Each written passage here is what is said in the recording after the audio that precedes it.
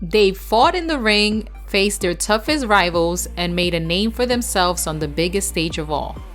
But what happens when the real fight isn't in front of thousands of fans, but behind bars? From high-flying legends to hardcore icons, these wrestlers found themselves locked in a battle far more dangerous than anything scripted. Today, we're exploring into the stories of wrestlers who ended up in jail. Make sure you subscribe to the State of Globe channel to stay up to date with our content. Now let's begin. First up, we've got Lex Luger, a man who was once one of the biggest stars in WCW. However, his life took a dark turn in the early 2000s. Luger was arrested multiple times, with charges ranging from drug possession to DUI. In 2003, he was arrested following the tragic death of Miss Elizabeth, where police found numerous illegal substances in his home. Scott Hall, known for his time as Razor Ramon and as a founding member of the NWO. Hall's battle with substance abuse led to several run-ins with the law. In 2010, he was arrested for disorderly conduct after getting into a heated altercation at the bar. Hall's struggle with alcohol were well documented, and sadly, they often landed him in jail. He was inducted into the Hall of Fame in 2014.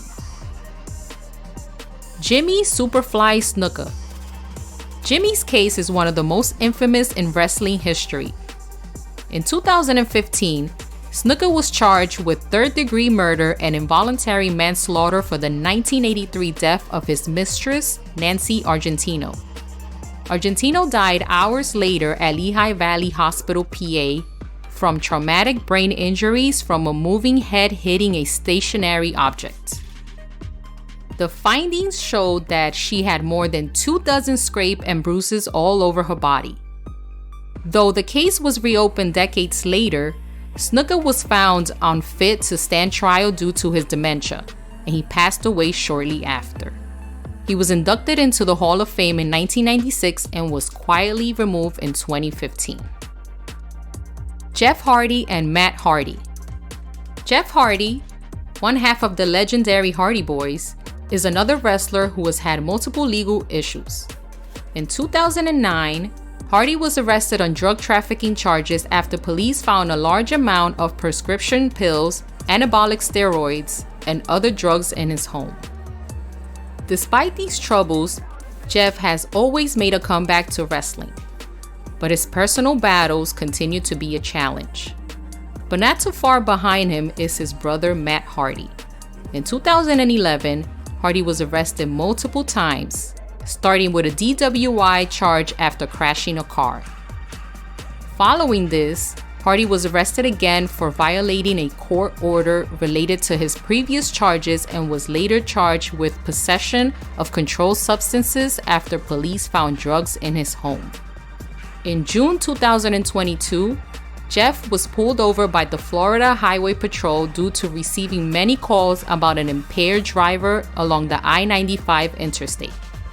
He was then released from WWE shortly after.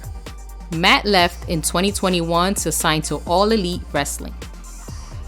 Stone Cold Steve Austin, one of the most popular wrestlers of all times, also had his fair share of legal issues. In 2002, Austin was arrested and charged with domestic abuse after an incident involving his then-wife, Deborah. While the charges were serious, Austin managed to bounce back and remained a beloved figure in the world of wrestling. He was inducted into the Hall of Fame in 2009. MVP. Alvin Burke Jr., or also known as MVP, was a member of a street gang during his early adolescence. He later served 9.5 years of an 18-year sentence for armed robbery and kidnapping after being found guilty of his involvement in a heist and receiving a 6-month sentence in a juvenile prison center. And finally, Tammy Sunny Sytch. Sunny rose to fame swiftly, becoming AOL's most downloaded woman in 1996 after representing several wrestlers and tag teams. Rumors of backstage conflict and drug addiction led to her departure.